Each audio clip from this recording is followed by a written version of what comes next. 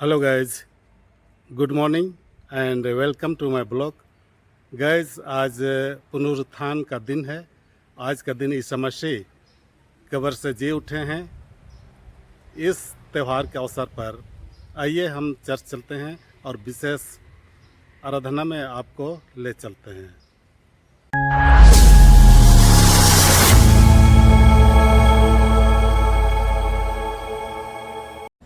प्रार्थना करें। सर्वशक्तिमान पिता, पुत्र और पवित्र आत्मा के नाम में आमीन। हे परमेश्वर, हम धन्यवाद देते हैं तुझे कि तूने इस पुनरुत्थान पर तक हमें अपने संरक्षण में सुरक्षित रखा है। तेरे संरक्षण में हम सुरक्षित किए गए हैं और तूने चाहा कि आज के इस दिन में हम भोर 4:30 बजे से उसके बाद फिर 6:30 बजे से हम तेरी आराधना करें। परमेश्वर, हम बहुत धन्यवाद देते हैं तेरी आशीषों के लिए। हम दुआ करते हैं कि तू आप हमारे साथ हो कि हम तेरी आराधना आत्मा और सच्चाई से करें। परमेश्वर, हमारे उद्धारकर्ता मसीह यीशु को इस जगत में तूने भेजा कि उस मसीह यीशु के द्वारा कि तूने हमें जगत के लोगों को छुड़ाने का तूने निश्चय किया और होने दिया है कि हम उनके द्वारा छुड़ाए गए हैं और उसे मारा गया, गाड़ा गया और तीसरे दिन के बाद अर्थात आज वह जी उठा है और तूने आज तक अपने संरक्षण में सुरक्षित रखा है और हम तेरी आराधना कर पाते हैं। परमेश्वर, इस समय हमारे साथ हो कि हम तेरी आराधना आत्मा और सच्चाई से करें और होने दे परमेश्वर कि तेरे बेटे हमारे उद्धारकर्ता मसीह यीशु के मांस और लहू को ग्रहण करें और तुझसे योग्य प्रार्थनाएं कर सकें, तेरी महिमा के गीतों को गाएं और होने दे कि विशेष तेरे वचनों को सीख सकें, समझ सकें। इन कार्यों में हमारी मदद कर प्रभु यीशु ख्रिस्ट के द्वारा, आमीन। हम लोग इस समय गीत गाएंगे। गीत संख्या मुंडारी भजन 66। मुंडारी भजन 66।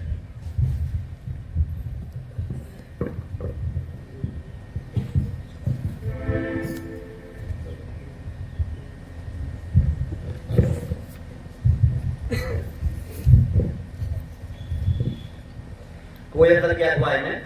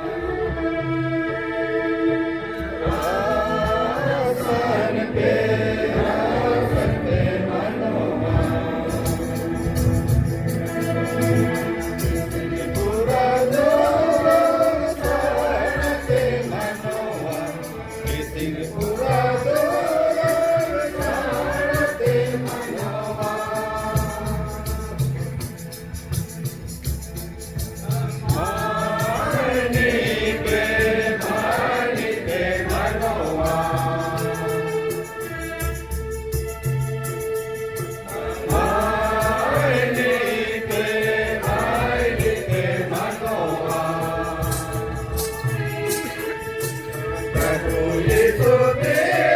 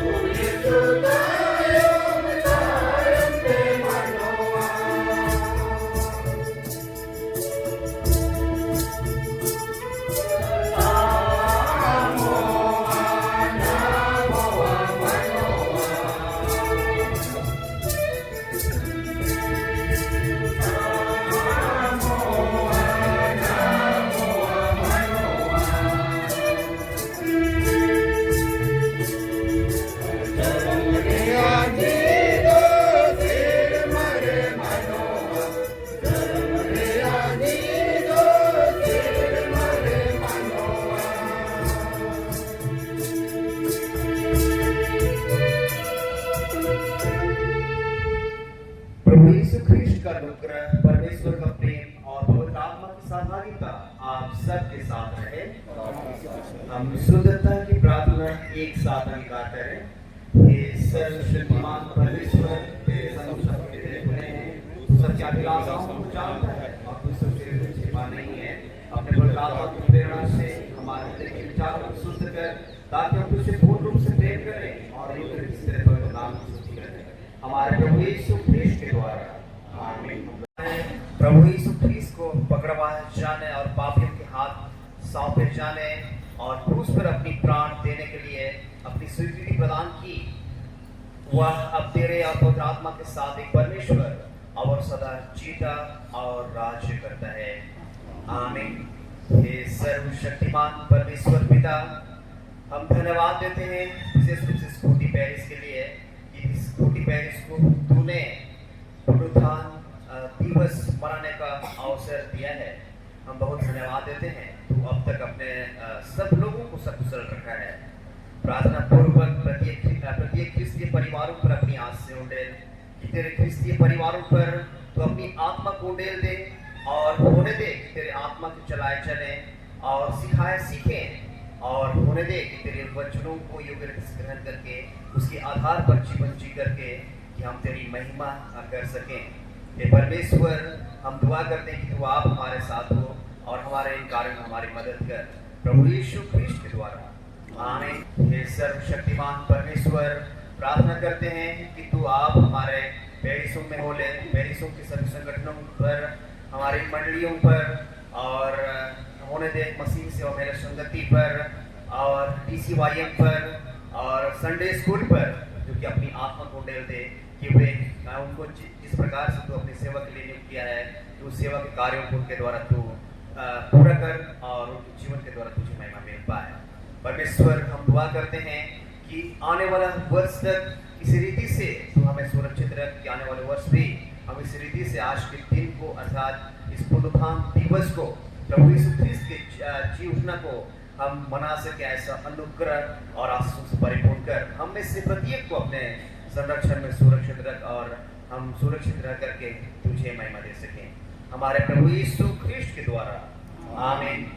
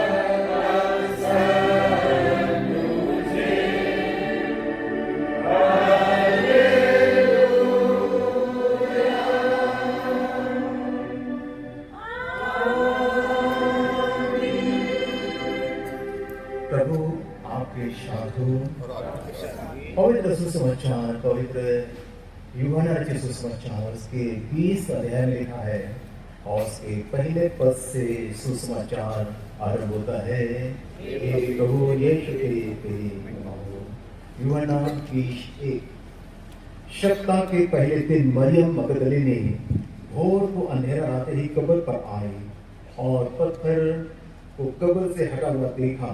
तब वह दौड़ी और सिमोन पतरस और उससे उस दूसरे चेले के पास जिससे यीशु प्रेम रखता था आके कहा, वह प्रभु को कब्र में से निकाल ले गए हैं और हम नहीं जानते कि उसे कहाँ रख दिया है। तब पतरस और वह दूसरा चेला निकलकर कब्र की ओर चले। वे दोनों साथ साथ दौड़ रहे थे, परंतु दूसरा चेला पतरस से आगे बढ़कर कब्र पर पहले पहुंचा और झुककर कपड़े पड़े देखे तो भी वह भीतर न गया। तब सिमोन पतरस उसके पीछे पीछे पहुंचा और कब्र के भीतर गया और कपड़े पड़े देखे और वह अंगूछा जो उसके सिर पे बंधा हुआ था कपड़ों के साथ पड़ा हुआ नहीं, परंतु अलग एक जगह लपेट कर रखा हुआ देखा।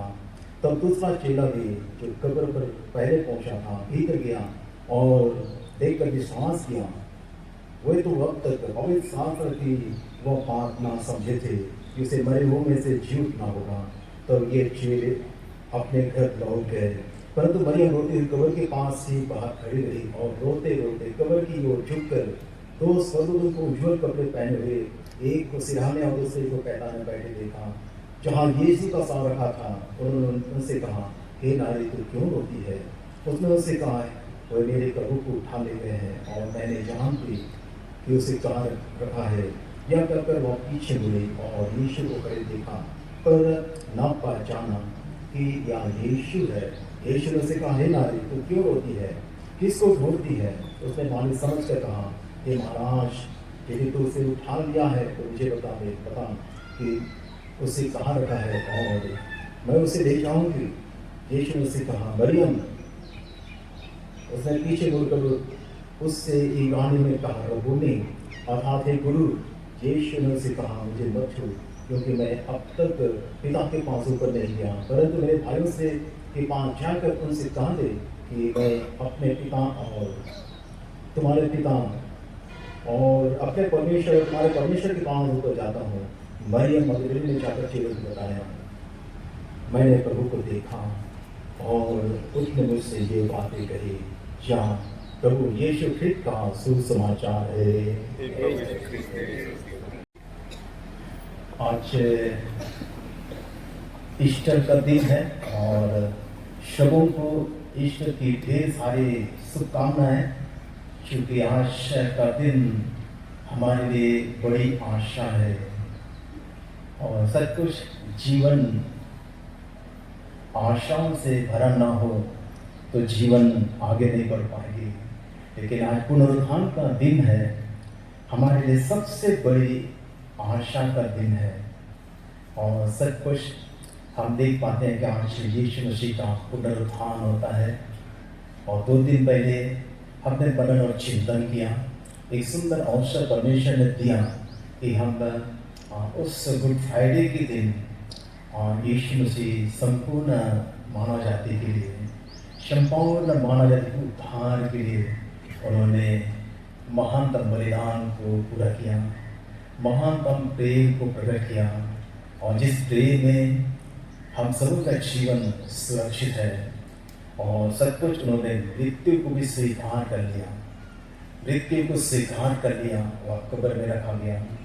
लेकिन आज के दिन बड़े सुंदर भोर को हम देख पाते हैं कि कब्र खाली है, कब्र खाली है और यही हमारे लिए बड़ा शुभ संदेश है कि खाली कब्र जहाँ यीशु को रखा गया था और दुनिया की ताकत ने सोचा कि यीशु मसीह को हो, निश्चित रूप से उनका काम को तमाम कर दिया, काम को ख़त्म कर दिया, लेकिन यहाँ काम ख़त्म नहीं हुआ। इन सारी बातों को सब कुछ हम देख पाते हैं। कुछ बातों को हम लोग याद करते हैं कि यीशु मसीह जब क्रूस पर मरा तो 3 बजे आसपास जब यीशु मसीह क्रूस पर मरता है तो उसके बाद 3 घंटा के बाद सबत का दिन शुरू हो जाता है 6 बजे से यहूदी नियम के अनुसार से सबत का नियम सबत का दिन शुरू हो जाता है, क्योंकि शनिवार का दिन वो लोग सबत का दिन मानते थे और सबत के दिन कुछ नहीं किया जा सकता, कुछ भी काम नहीं किया जा सकता था। अब बहुत ही तत्काल, बहुत ही जल्दी से यीशु की शाम को कब्र में रखता है और इस कब्र में रखने के लिए एक जन का नाम याद आता है जो बाइबल में बतलाती है, अरमतिया का यूसुफ। और ये अरमतिया का यूसुफ बताया जाता है कि यह सनहेद्रिन महासभा का भी सदस्य रहा करता था। यहूदियों की सबसे बड़ी सभा सनहेद्रिन का सदस्य यूसुफ था और वही सनहेद्रिन महासभा ने यीशु मसीह को क्रूसीफाई करने का निर्णय लिया। और सनहेद्रिन महासभा में पता नहीं ये अरमतिया का यूसुफ को नहीं बुलाया गया होगा, यहाँ उस सभा में अरमतिया का यूसुफ आवाज़ नहीं उठाया होगा, लेकिन आज हम देख सकते हैं कि वह छुप छुप कर यीशु मसीह पर विश्वास किया करता था। और ये अरमतिया का यूसुफ अपने लिए जो कब्र बनाया था यीशु मसीह के लिए दान कर दिया। अपने लिए जो कब्र बनाया था जिसे किसी को रखा नहीं गया था, यीशु मसीह के लिए दान कर दिया।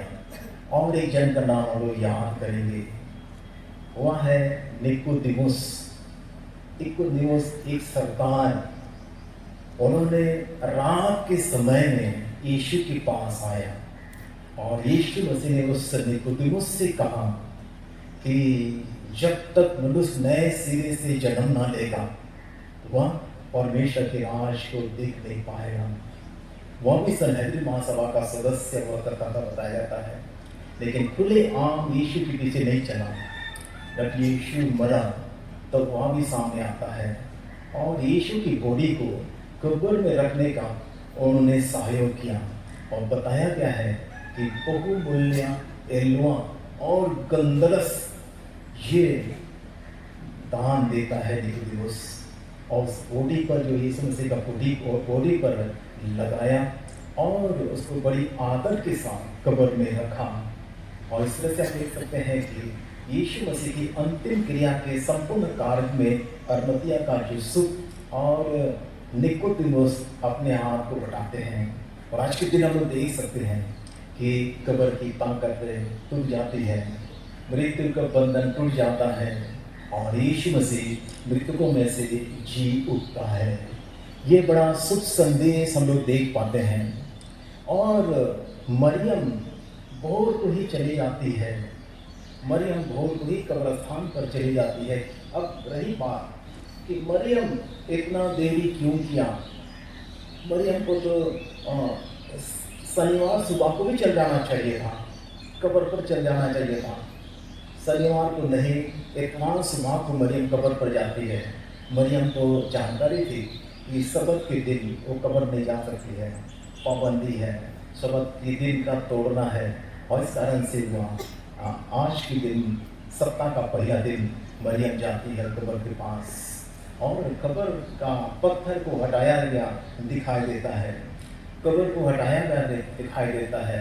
और इस तरह से हम लोग देख सकते हैं कि स्वर्गदूत से संदेश देता है कि यीशु मसीह जी उठा है, यीशु मसीह जी उठा है।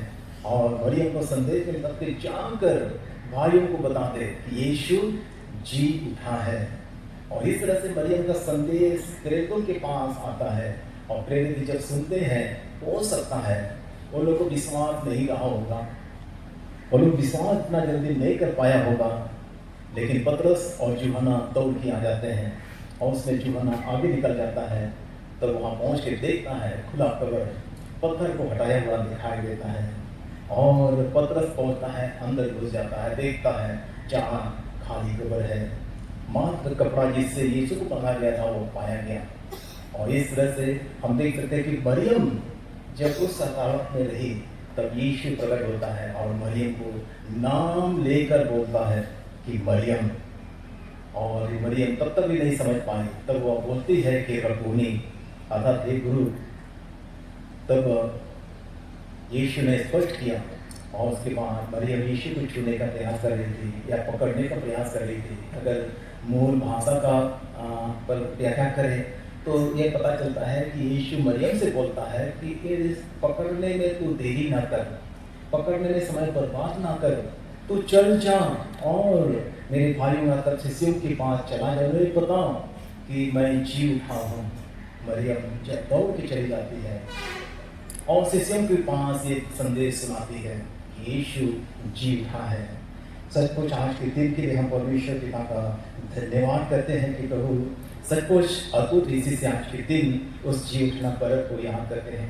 यीशु मसीह ने जीते जी भी कहा कि अवश्य है कि मनुष्य का पुत्र यरूशलेम जाए और बड़े बड़े पुण्य धर्म अधिकारियों से के द्वारा उनको पकड़ाया जाए, सताया जाए, मार डाला जाए, लेकिन तीसरा दिन वह जी उठेगा। ये यीशु मसीह ने जीते जी कहा। और सुबह हम लोग याद कर रहे थे, यीशु मसीह यह कहा कि इस मंदिर को क्या कर दो, ढाल दो, मैं इसे 3 दिन में खड़ा कर दूंगा। यीशु मसीह अपने शरीर के मंदिर के विषय में बोल रहा था। और लोग याद करेंगे, यीशु ने एक दावा किया, मुझे अपने प्राण देने का अधिकार है और उसे लेने का भी अधिकार है।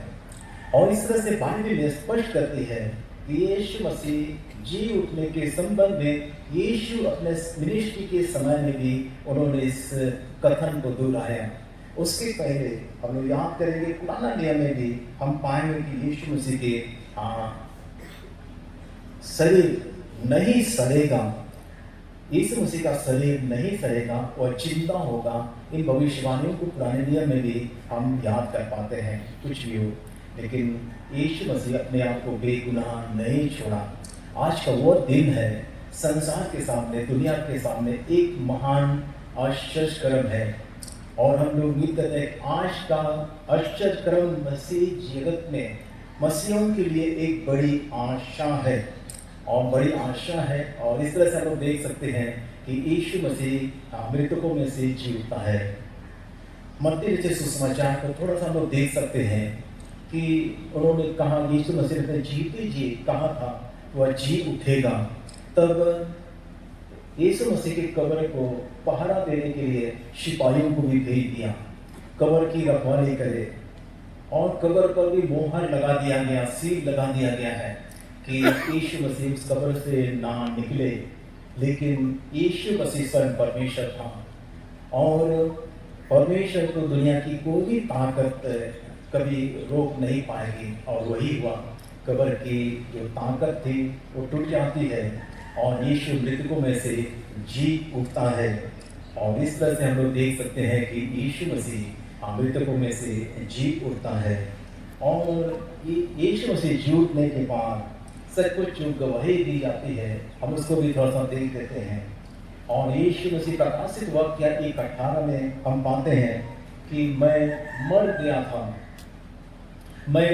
था पर अब देख मैं जुगन जुग जीवित हूँ, अधोलोक की चाबी मेरे पास है।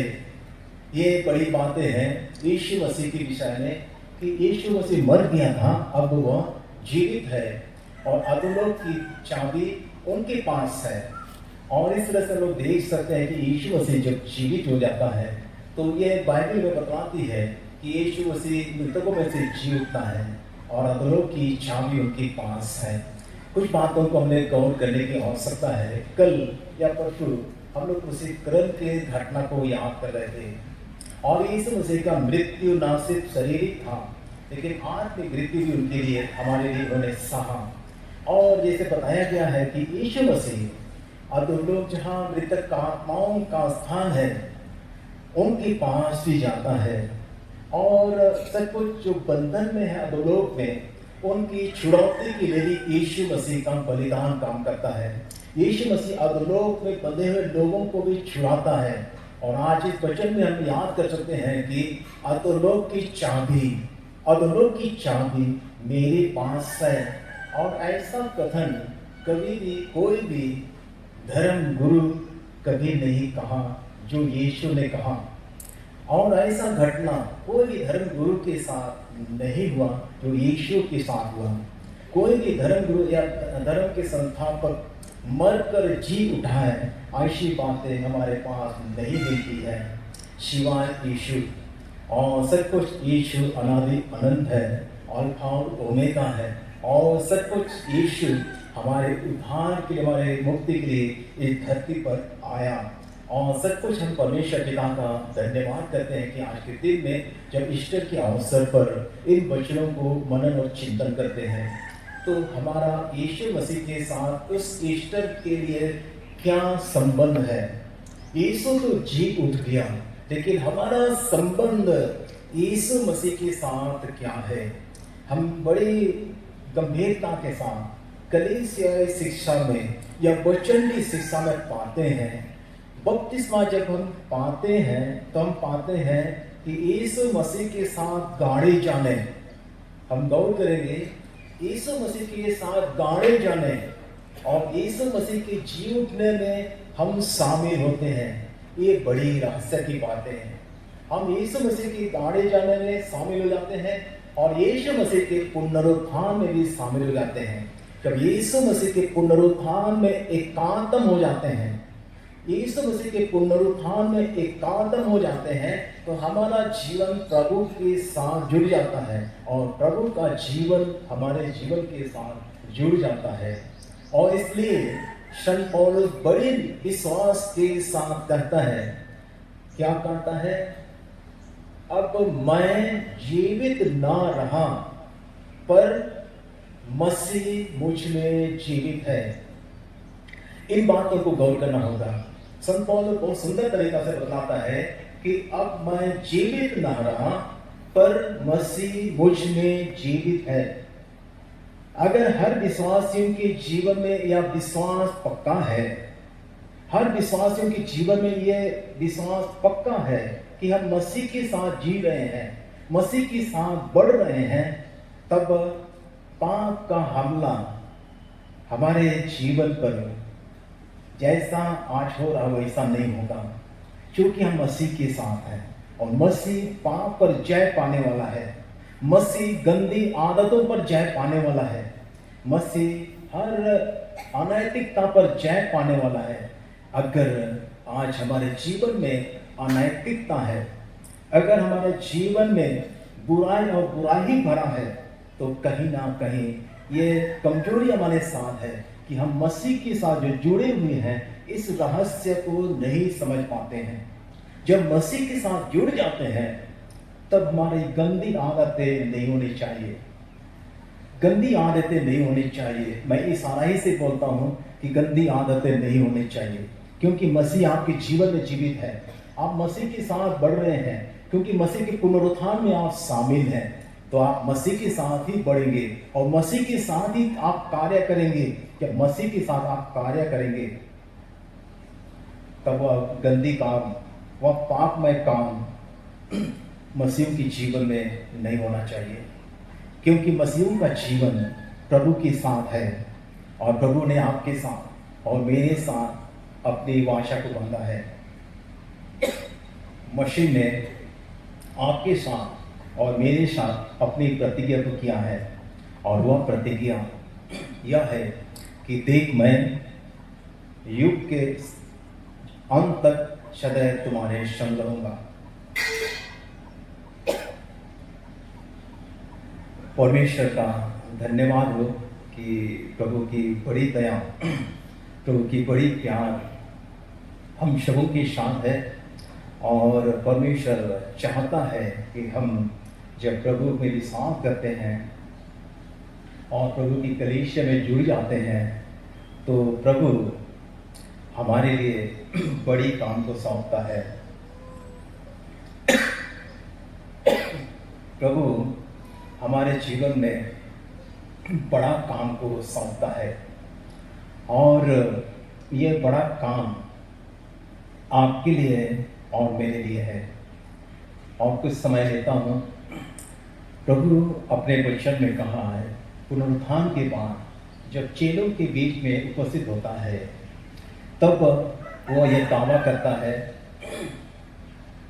क्या दावा करता है? क्या दावा करता है?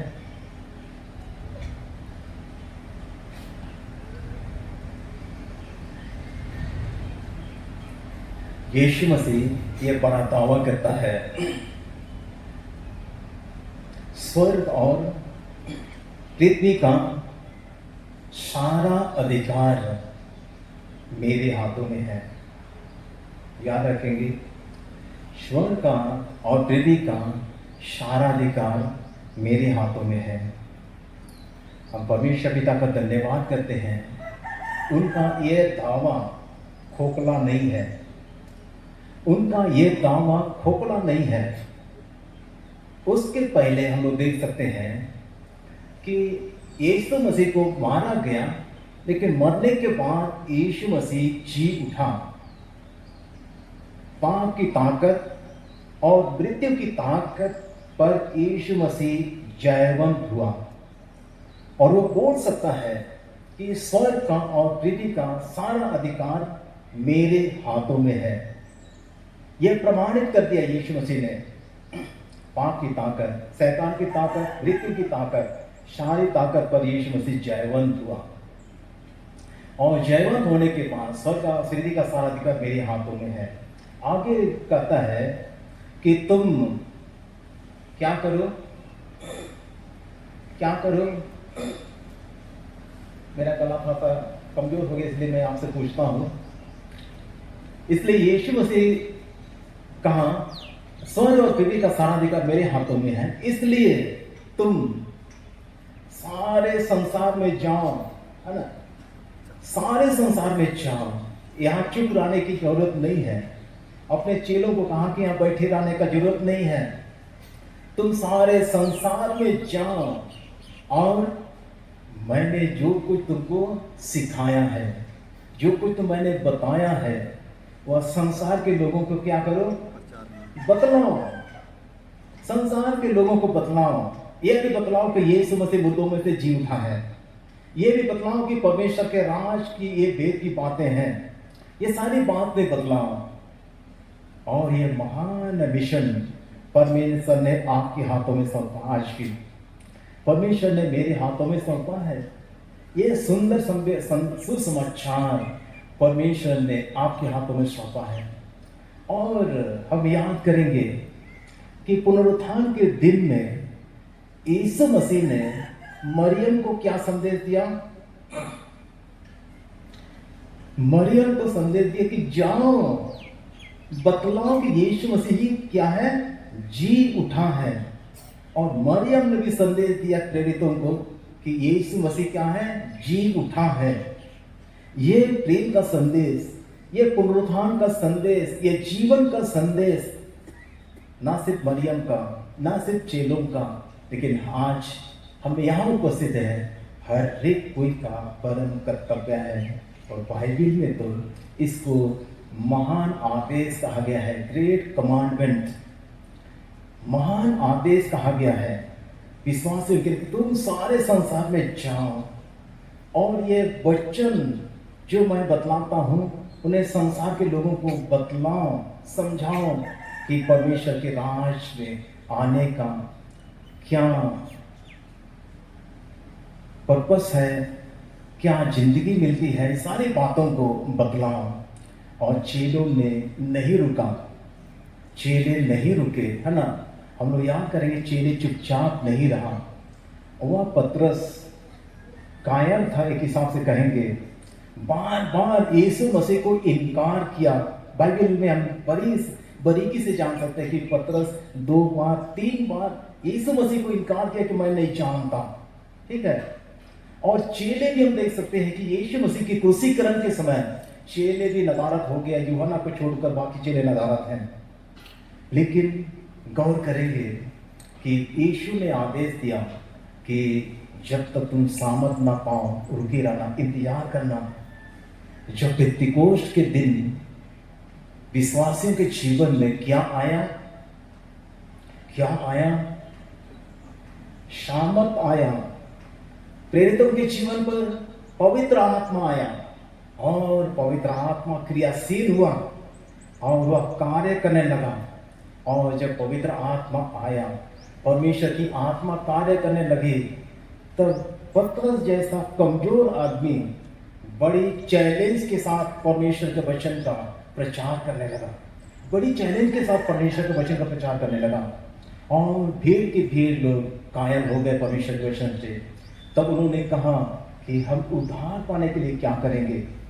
तब कहा गया कि यीशु मसीह पर क्या करो, विश्वास करो, यीशु मसीह पर विश्वास करो। उसी दिन बताया गया है बाइबल में करीब करीब 3000 के लोग क्या हो गए, यीशु मसीह पर विश्वास कर बपतिस्मा पा लिया है। ये बड़ी बातें हम गौर कर सकते हैं। परमेश्वर यीशु मसीह जी उठने के बाद अपने लोगों को बड़ा मिशन सौंपता है, बड़ा कार्य सौंपता है, ताकि संपूर्ण संसार के लोगों को ये यीशु मसीह जी उठा है, यीशु मसीह में जिंदगी है, यीशु मसीह में उद्धार है, ये संदेश सब लोगों को मिल जाए। पेंतीकोस्ट के बाद आप देख सकते हैं कि कलीसिया कहीं नहीं रुका, प्रभु का वचन का प्रचार करता रहा और ना सिर्फ यरूशलेम में, ना सिर्फ समरिया में, लेकिन दुनिया के कोने कोने तक प्रभु का वचन का प्रचार किया गया। परमेश्वर का धन्यवाद हो कि बहुत लंबे समय तक अमेरिकन चर्च में एसपीजी नाम से सुसमाचार प्रचार का ये संगठन रही और हमारे बीच में भी प्रभु का वचन आ पाया। आज मेरे और आपके लिए भी बड़ी कर्तव्य है और कि हम प्रभु के उस मिशन में अपने आप को शामिल करें। परमेश्वर का धन्यवाद हो। आगे और एक चीज को याद करेंगे। एक बात है कि यीशु ने कहा स्वर्ग और पृथ्वी का सारा अधिकार मेरे हाथों में है। दूसरी बात उन्होंने कहा कि तुम सारे संसार में जाओ और जो मैंने सिखाया उसको बतलाओ। और तीसरी प्रतिज्ञा क्या किया, तीसरी प्रतिज्ञा उन्होंने किया, बड़ा सुंदर प्रतिज्ञा है। क्या प्रतिज्ञा हो सकता है,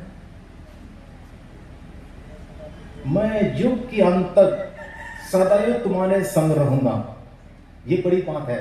जब परमेश्वर आपके साथ है, परमेश्वर विश्वासियों के साथ है और परमेश्वर विश्वासियों के साथ कार्य करेगा। यह परमेश्वर की प्रतिज्ञा है, मनुष्य की नहीं। परमेश्वर ने कहा देख मैं युग के अंत तक सदैव तुम्हारे संग रहूंगा। जब हम परमेश्वर के साथ रहेंगे, परमेश्वर के साथ कार्य करेंगे, परमेश्वर हमारे कार्यों पर आशीष देगा। निश्चित रूप से प्रभु के राज के लिए और इस दुनिया में उद्धार के संदेश के लिए हमें अपने आप को समर्पित करना होगा। एक प्रचारक बन के ही सुसमाचार का प्रचार हम लोग नहीं कर सकते हैं। एक पुरोहित बन के ही सुसमाचार का प्रचार सिर्फ कर सकते हैं, इसी बात नहीं है। हम आम विश्वासी होकर भी प्रभु की वचन की गवाही हम दे सकते हैं। अपने कार्यों के द्वारा, हम अपने व्यवहार के द्वारा प्रभु के मिशन की कार्यों की गवाही दे पाएंगे। सचमुच आज पुनरुत्थान के सुंदर भोर पर हम सब कोई उपस्थित हैं और ये दुनिया का सबसे बड़ा आश्चर्यक्रम है कि यीशु मसीह मृतकों में से जी उठा है और हमारी आशा है कि यीशु मसीह के साथ जो जुड़ता है उनके जीवन के लिए बड़ी आशा है। और यीशु ने कहा पुनरुत्थान और जीवन मैं हूँ, जो मुझ पर विश्वास करता है मर भी जाएगा तो भी जिएगा। ये बड़ी बात है। जो यीशु मसीह पर विश्वास करता है मर भी जाएगा तो भी जिएगा। परमेश्वर का धन्यवाद हो। आज के दिन में हम आनंदित हो, खुशी मनाएं। और मरियम से भी कहा गया कि जाओ प्रचार करो। और दूसरी बात हम देख सकते हैं कि गवाही दो।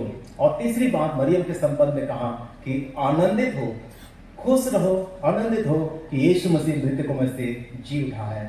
आज शोक मनाने की आवश्यकता नहीं है। आज मसीह यीशु में आनंदित होने की आवश्यकता है।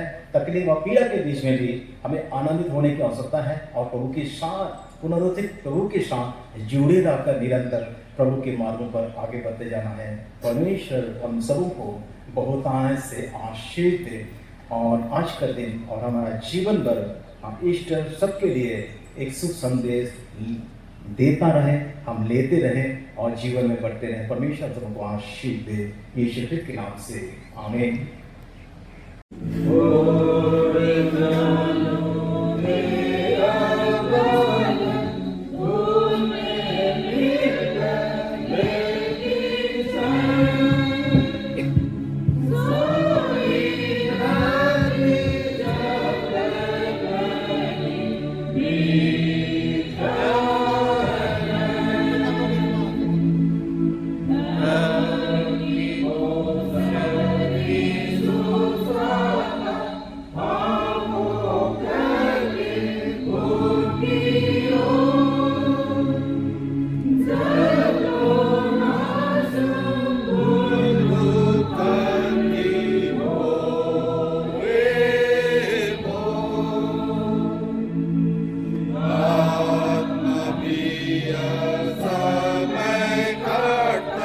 दीनता से कर बीते जान, वैसा ऐसे को निकाले देवी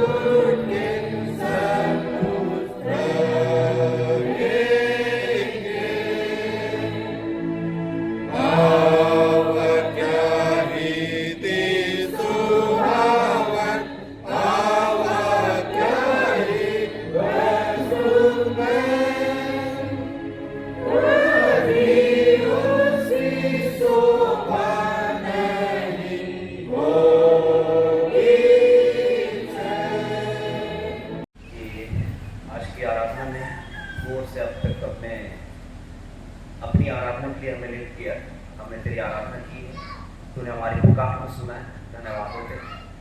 हम बड़ी आनंदता के साथ तेरे बेटे हमारे उद्धार करते मसीह यीशु के पुनरुत्थान दिवस को हम मना पाते हैं और धन्यवाद होते हैं परमेश्वर, और हमारे जीवन को पूरी तरह समर्पित करते हैं। आने वाले वर्ष तक ऐसे भी तो अपने संगठन में सुरक्षित रख, इसी रीति से इसी स्थान पर हम तेरी महिमा योग्य रीति से कर सके। प्रभु यीशु ख्रिस्ट के द्वारा हे परमेश्वर हम दुआ करते हैं कि तेरे बेटे हमारे उद्धार करते मसीह यीशु के मांस और लहू ग्रहण करते वक्त जो कि हमारे पापों को धोने की सामर्थ रखता है उसमें, और उसे ग्रहण करते वक्त हमने थोड़ा सा छोटा सा रूप हमको दिया है शुद्ध और पवित्र कर कि इससे तेरे कलीसिया के बड़े बड़े काम हम लगा सकें, और जिस भी भंडार में दिया उस भंडार को, और जिन हाथों के द्वारा वो ठीक बोला गया है उन हाथों पर भी अपनी हाथ से उठे दे प्रभु यीशु ख्रिस्ट के द्वारा, आमीन। परमेश्वर की शांति जो सारे समझ से परे हैं, परमेश्वर के और उसके पुत्र हमारे प्रभु यीशु ख्रिस्त के ज्ञान और प्रेम में हमारे हृदय और विचारों को सुरक्षित रखे, और सर्वशक्तिमान परमेश्वर पिता, परमेश्वर पुत्र, परमेश्वर पवित्र आत्मा की आशीष आप पर और आपके साथ सदा सर्वदा रहे।